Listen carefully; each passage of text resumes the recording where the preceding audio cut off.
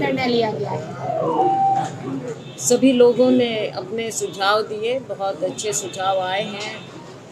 एक देखने वाली बात ये है कि सभी लोग हमारे कांग्रेस पार्टी के, चाहे वो विधायकगण हैं, चाहे पदाधिकारी हैं, डिस्ट्रिक्ट प्रेसिडेंट हैं, मंत्रीगण, सभी लोग बहुत उत्तेजित हैं कि भारतीय जनता पार्टी ने जो ये साजिश रची है और वो उनकी हर हरकत से प्रूव होती है।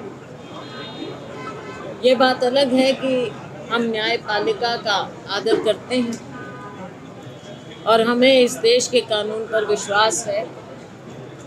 कानूनी लड़ाई हम कानूनी हिसाब से लड़ेंगे, लेकिन आज सारा देश, सारी दुनिया देख रही है कि इस बात पर कैसे राजनीति खेली जा रही है।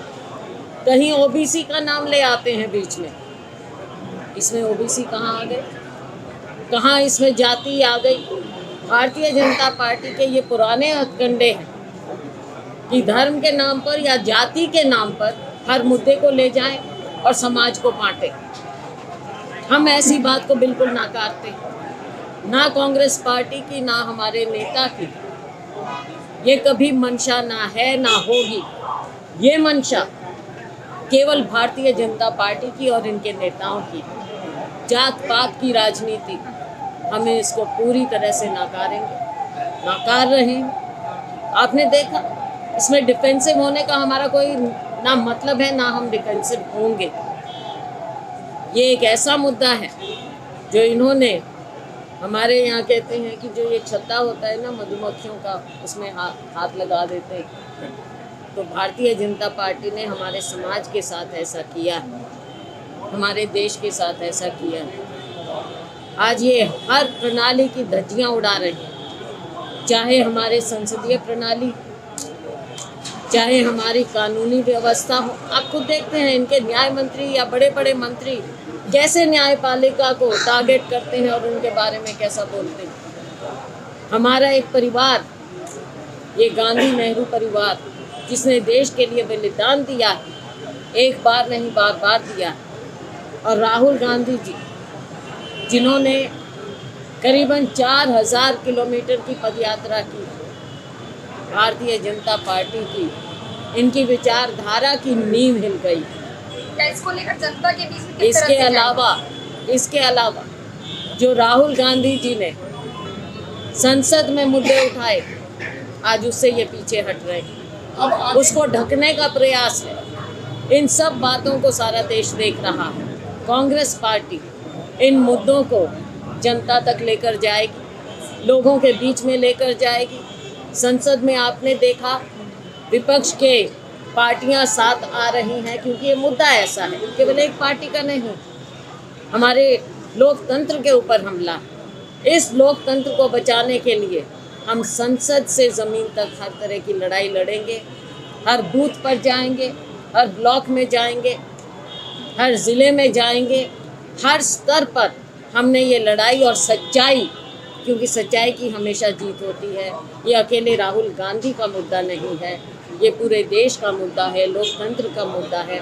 हम इसको अलग अलग तरह से, कांग्रेस पार्टी, चाहे पार्टी के कार्यकर्ता हैं, चाहे हमारे निर्वाचित लोग हैं, सभी लोग ज़मीन तक इन मुद्दों को लेकर जाएंगे अलग अलग तरह से।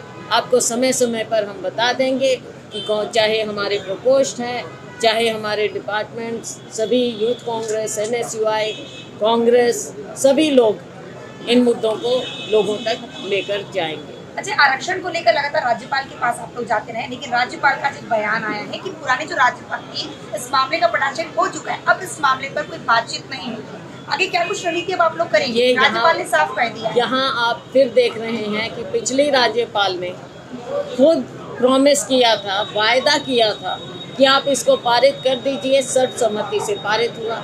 राज्यपाल एक ओहदा है, राज्यपाल व्यक्तिगत नहीं हो सकती कि कोई किसी एक ने कहा हो या दूसरे ने कहा हो।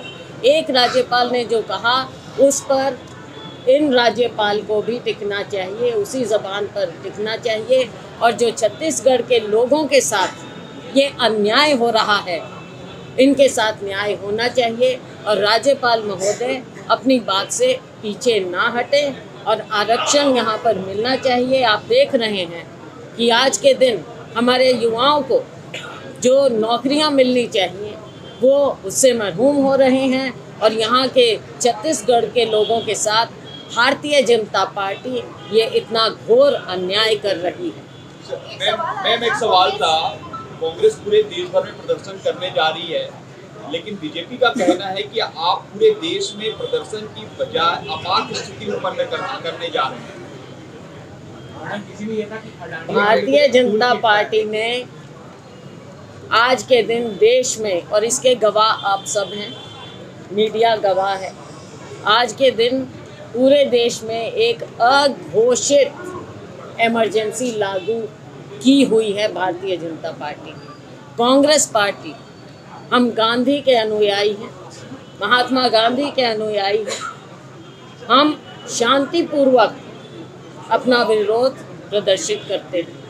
मैडम, भाजपा का ये भी आरोप है कि पूरे अडानी मामले को टूलकिट के रूप में कांग्रेस ले रही है कहीं ना कहीं पूरे देश में। अगर ऐसी बात हो तो माननीय प्रधानमंत्री जी को संसद में राहुल गांधी जी के एक एक सवाल का जवाब देना चाहिए था, ना कि राहुल गांधी जी और हमारे अध्यक्ष ने जो भी कहा संसद में, ना कि उन्हें एक्सपंज करते। एक एक बात का जवाब उन्हें देना चाहिए था। अगर उन्होंने कुछ गलत किया नहीं, अगर ऐसी बात नहीं जो राहुल जी ने उठाई है बात, तो क्यों नहीं सामने आते और बताते कि असलियत क्या है? क्यों नहीं कोई इंक्वायरी उन्होंने इंस्टीट्यूट की? क्या हुआ कि सुप्रीम कोर्ट को करना पड़ा? जेपीसी की हमारी मांग थी। अगर उन्हें उनके पास कुछ छिपाने को नहीं है तो वो जेपीसी की मांग को मानते। मैडम, ये चुनाव को लेकर के भी चर्चा हुई है इस बैठक में, क्या कुछ? थैंक यू जी। चुनाव को लेके भी चर्चा हुई है और सर्वोपरि चुनाव के अस्तित्व को देने वाली चुनौती के संदर्भ में चर्चा हुई। अगर चुनाव ही बेमाने हो जाता है तो फिर देश में प्रजातांत्रिक व्यवस्था कहाँ रह जाती है?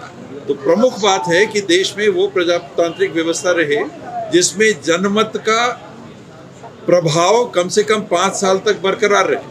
अगर उसी को शॉर्ट सर्किट करके और चुने हुए लोगों के द्वारा चुने हुए प्रतिनिधियों को इस तरह से हटाने की बात चलेगी तो चुनाव सेकंड प्रायोरिटी है। पहली प्रायोरिटी है देश, देश का संविधान और देश की प्रजातांत्रिक व्यवस्था।